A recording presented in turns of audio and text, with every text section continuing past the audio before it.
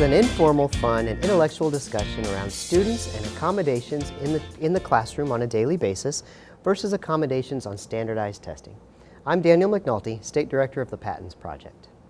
I'm Joy Zabala, and I'm at the National Center on Accessible Educational Materials for Learning. And I'm Karen Stein, and I work in the Office of Student Assessment for the Indiana Department of Education. So Joy, if I came in and just asked you a question like, do you allow students to use accommodations or modifications on a standardized assessment, what would you say? Yes. Every single time? Well, I think if it were all up to me, I would probably allow it every single time because I would be wanting to know what the student is able to do. And I know that if they require accommodations and those accommodations are not present, I'm more likely to get confirmation of what they can't do rather than gaining additional information about what they've learned. Yeah, I agree. I think maybe with that question, there's a couple things that we need to clarify. There's a difference, I think, between a state assessment and a district standardized assessment, both being standardized, but some differences. Maybe. Yeah, I mean, with ISTEP, which is Indiana's standard assessment for grades 3 through 8 and 10, we give that once a year, and it's at the end of the year, and it's the summative assessment.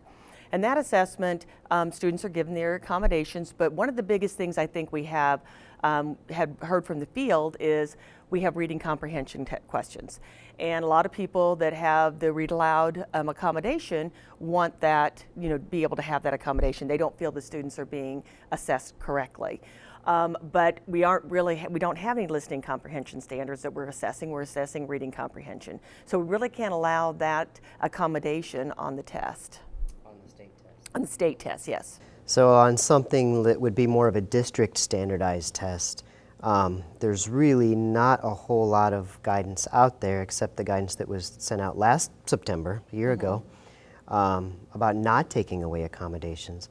But I think there's, with the difference between being a very strict set of guidelines for the state assessment versus just a few guidelines for like a district assessment, what would be the pros or cons of taking away accommodations for a district-wide assessment as a formative type of informational thing about students?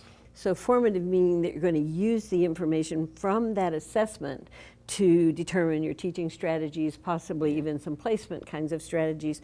I guess my concern about not having the accommodations then would be the presumption, which is certainly a hope, the presumption that they are going to have those accommodations in learning. And so I would want where they were placed and where I was starting to be the same. I wouldn't want to have them test without those accommodations that would show much less than they're able to do, and then place them in the wrong level, which would lower the expectations and their opportunity to continue to move forward.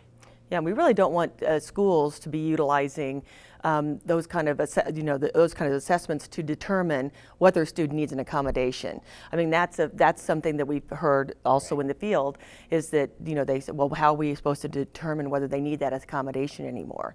So I think we need to make sure that schools aren't using those standardized kind of assessments because that's not their purpose. Yeah, it's not their purpose. And for a student to be using an accommodation on a standardized assessment of any type, it should be an accommodation that they're using on a very, maybe not daily, but a very regular basis in the classroom. And for that to be the case with a student, for it to be used on a very regular basis in the classroom, we're assuming it's already been identified in that child's IEP as a needed accommodation. So I think back to your point that you're just, by taking those away, you're just reinforcing what you already knew about that student, which is why it's in the IEP. And that, of course, is dangerous on many levels, much more than just where we start out teaching them. It tells the student lots of things about themselves that we would really rather not be teaching them. And with the state test, I mean, we do have to be strict on those guidelines because we are, if we are not going to be assessing reading comprehension to the degree that we are, then what do we really? Then we get into the listening and speaking standards, and so then we're crossing lines there, and so then we don't have that the validity of the test when not everybody is giving it the same way. That's a complex one. That's a complex one. That's a complex one, and certainly, I think one of the issues that's makes that complex to me is that we talk a great deal, all of us, about the what's being tested, what is the intent of the test. I think one of the things that I always find a bit of a troubling part is that we're looking at the construct, but yet we think about something like reading, and you have a pile of constructs. You know, you have to be able to decode. Then if you decode and you can actually read the information, and then you're going to apply the information, process it and apply it. So all of these constructs are there.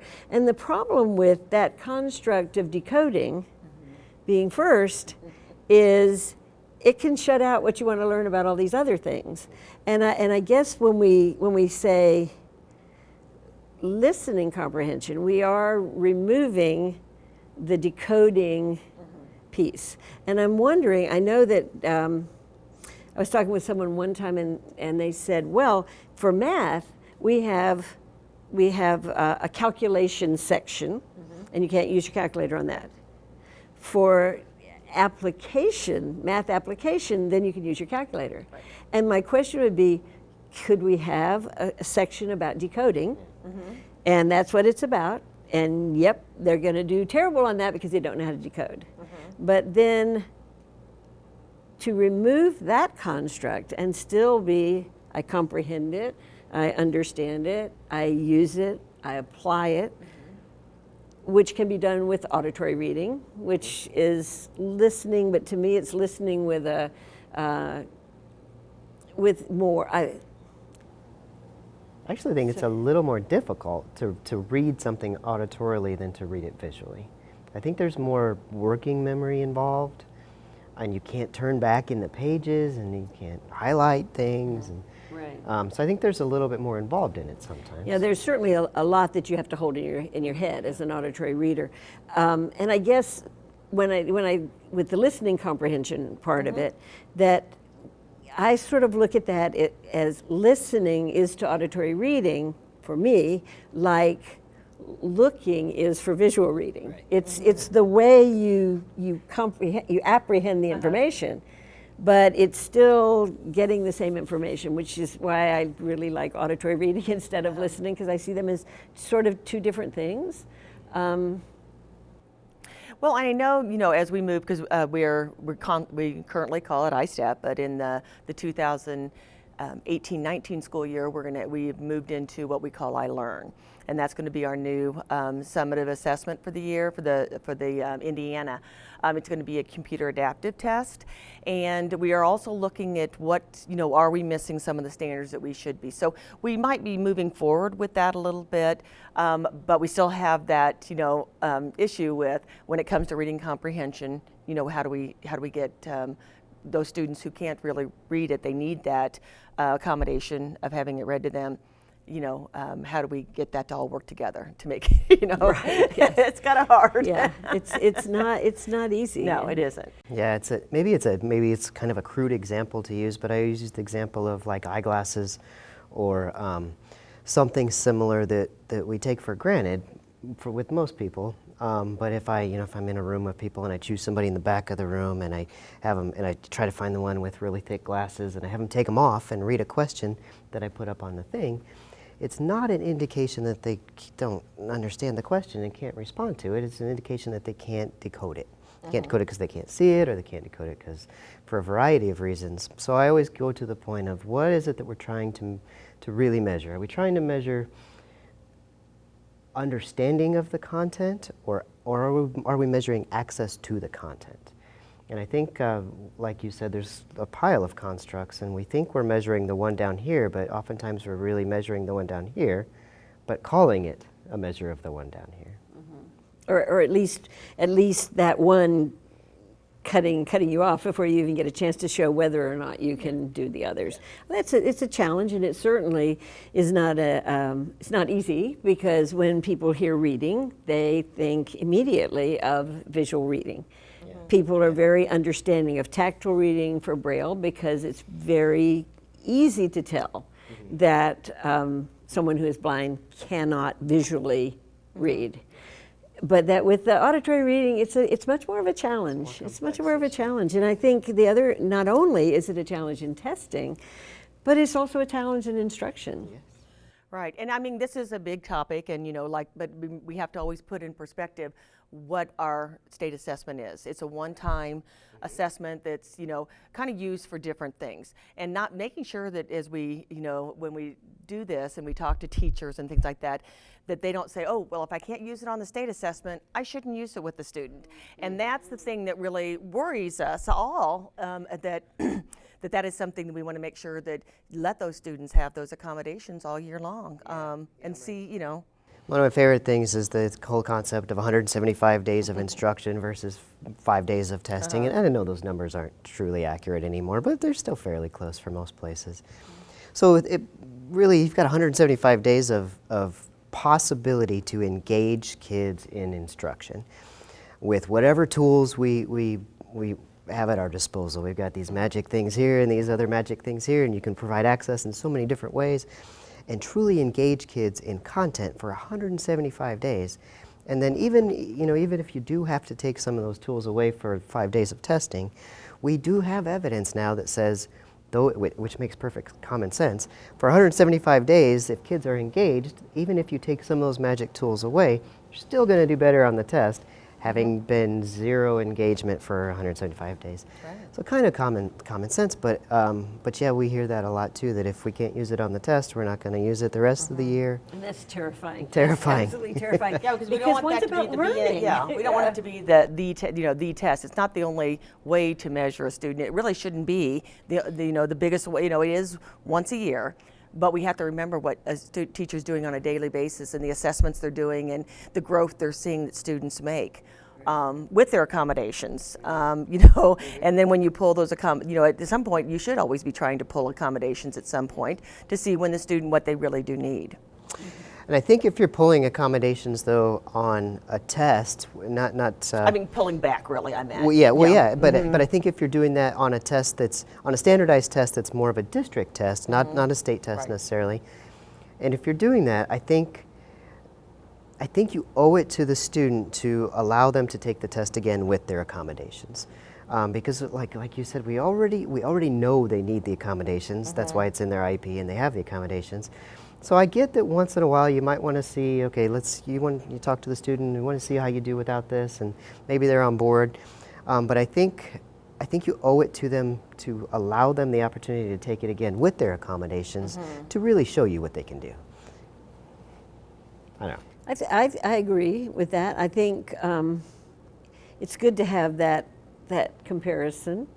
It's hard for me to actually think about what the value would be of not providing the accommodations at all. And I probably should have clarified. I think the only value in that is if the shaping or slowly pulling away of an accommodation is part of that student's IEP, then I think you might eventually do that. That makes sense. The fading. Sure. Yeah. But there are certain accommodations that are never going to be faded, like Braille or auditory reading for some students. Yeah. But there's also some that are being, that should be faded that aren't, like getting extended time. I mean, I think that's one of them that is really, it's like as needed. Well, as needed is not really how you write it in, you're saying the student needs extended time for a purpose, not just to see if they have to give them a little more time, because I've heard many times that they need it, it's just as needed, and it's like then they really shouldn't get it, not that it needs to be that it truly the student, a physical disability or some reason, they need to have that extended time to get that work done.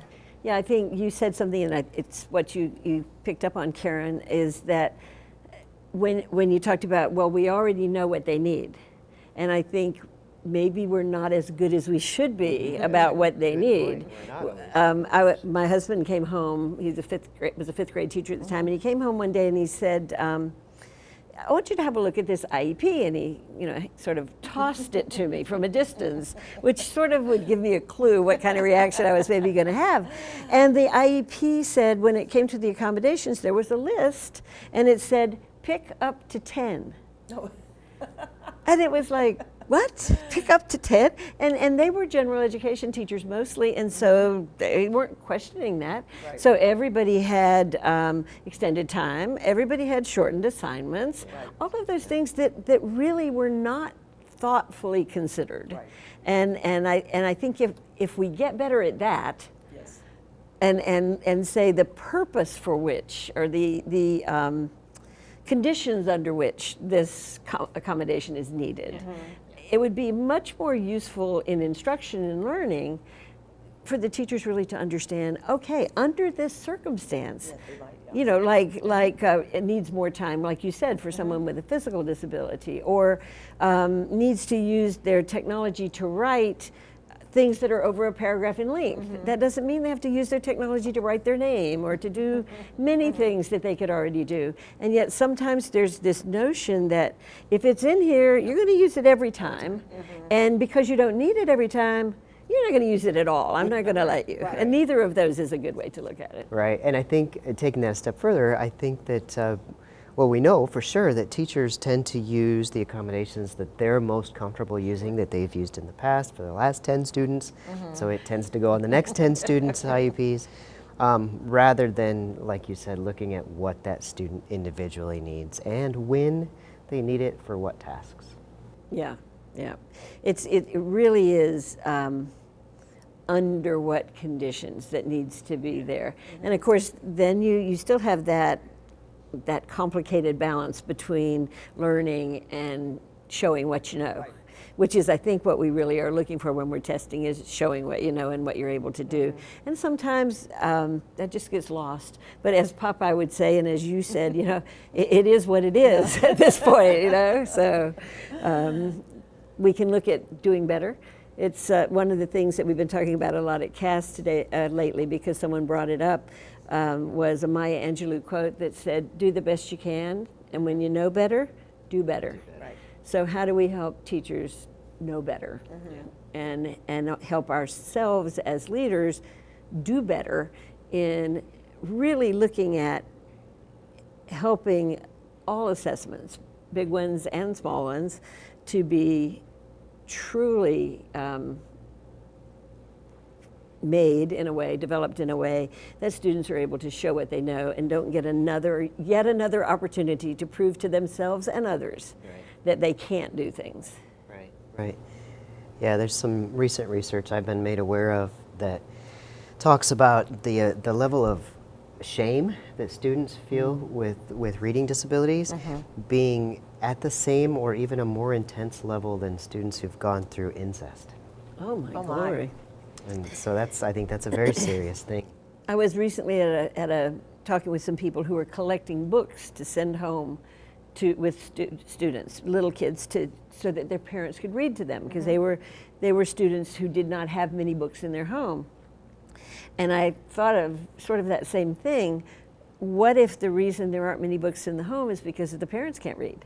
So now we know story after story of parents whose children never know they couldn't read until something happens where it's very, very sure. So, and I'm not at all saying we shouldn't send books home with kids, we certainly should, but we do need to be aware of that incredible level of shame when you can't do something that everyone can do, it appears. And it happens it's happening all day long in every class that you go to, in every subject, and so it sort of makes sense that shame is just constantly pounded and builds up to a level that's equal to something that we know is absolutely horrifying. Well, I guess I was lucky because it was only Latin that I really couldn't do too well in. But I remember it really well, and I remember sitting by the biggest guy in the class, sitting behind him so that maybe I wouldn't be seen. Yeah, and imagine if that was what I went through all day long, you know, all day long, day after day after day. I was just getting me through this hour without them noticing I'm here. Of course, they noticed I was there. They found me back there, but it wasn't a pleasant time. Yeah, that's a great point. It's just, yeah. Well, I think obviously we have a lot more work to do in this area and a lot more to learn. And like you said, I think really a big piece of it is just helping teachers be aware of what's available and and maybe providing some training and support that this accommodation exists and here's how you can implement it. 'Cause I think we just get stuck in the same rut of implementing the accommodations that we're used to implementing.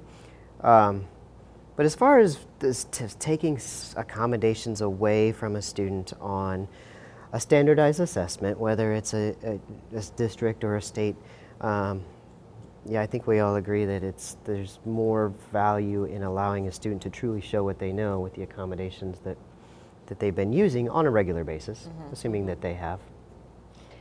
Yeah, if you're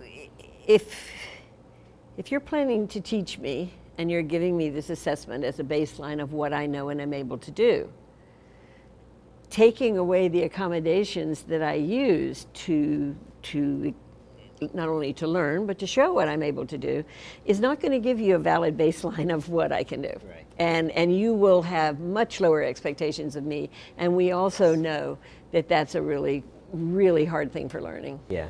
And just a little on a different front is that, for iStar, or iStep, excuse me, we have certain accommodations the students can use. I mean, they have, during their daily basis, they might have up to 10 or whatever, but, very much when you're writing the IEP, it's very individualized on what exactly accommodations you're going to be able to get. But when it comes to the state assessment, there are only so many you can use. So I really want to make sure, teachers need to be aware that, on our, state website, under the assessment tab, you can find exactly what accommodations. We've got an assessment program manual. And a lot of times when it comes that time of year, I don't think anybody's seen it or knows where it is. So this is my plug. They're all calling you. To let them know that Appendix C in our guidance really, and it does go more into, because in the IEP it's just kind of a list like you said, but in that appendix it kind of goes into more what you can do and how it kind of has to be set up and things like that. Which ones are online, because there's a lot of online tools.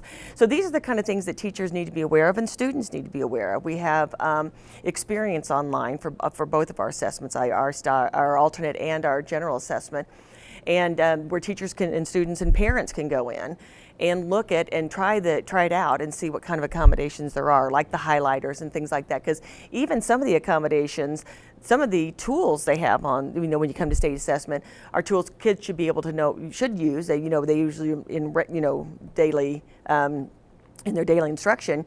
But this is on this test, it's a specific way it's used. So just being aware of what is and isn't available, coming back to the state test, because that's my hat here, is that teachers really need to be aware, and everybody needs to be aware of what they can and cannot do, which ones are online, which ones are the embedded tools, and which ones are not.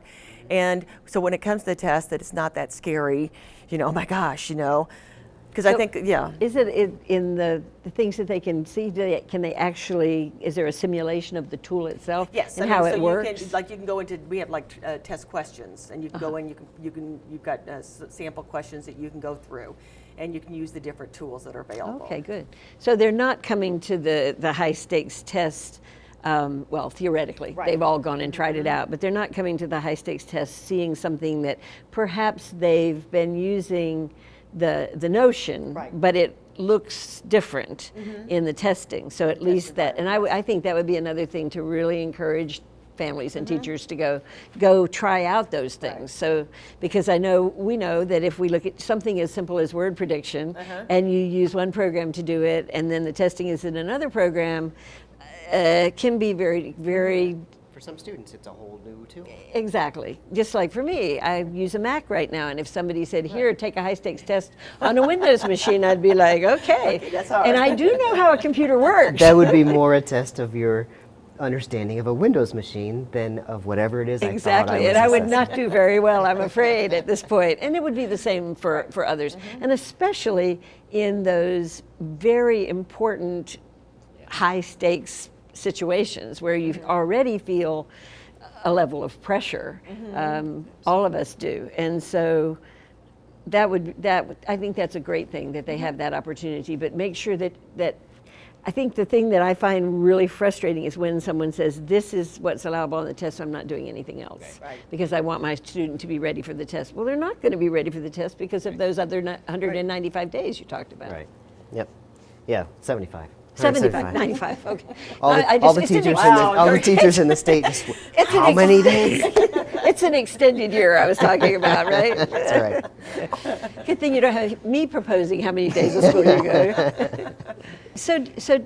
So D'Angelo, you said something earlier about when somebody's been using an accommodation for a while, that even when it's taken away, that there's evidence now that that accommodation made a difference in what they know. Could you talk a little bit more about that? Yeah, sure. I think first, I think we have to remember and, well, realize and maybe remember also that we don't have to just give an accommodation and then give up on teaching whatever it is we thought we're working on. So, for example, we can let somebody read auditorily and still teach them to decode visually simultaneously. Those two things can happen at the same time.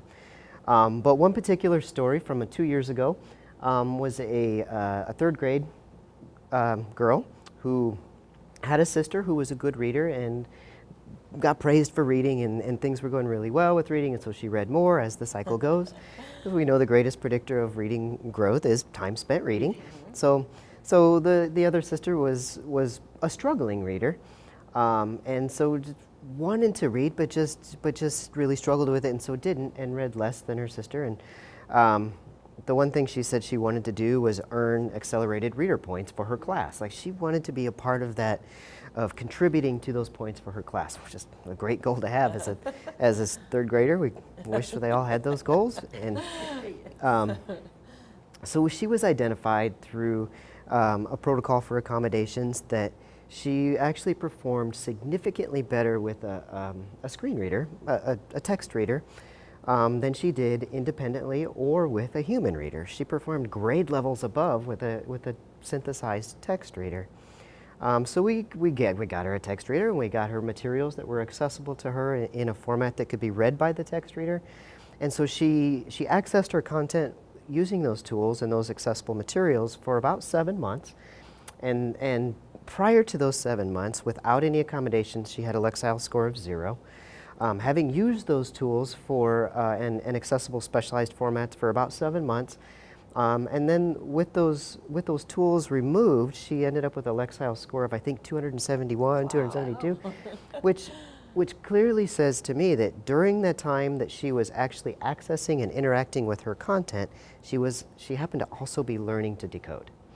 And so which is a very strong argument, in my opinion, for those 175 days. Give the kids every single thing they need to be engaged in the content. Even if you do have to take a few of those things away for the standardized assessment, this little girl is evidence that she's going to do better now on that standardized assessment than she would have without those magic tools. Well, and imagine what difference it made even in her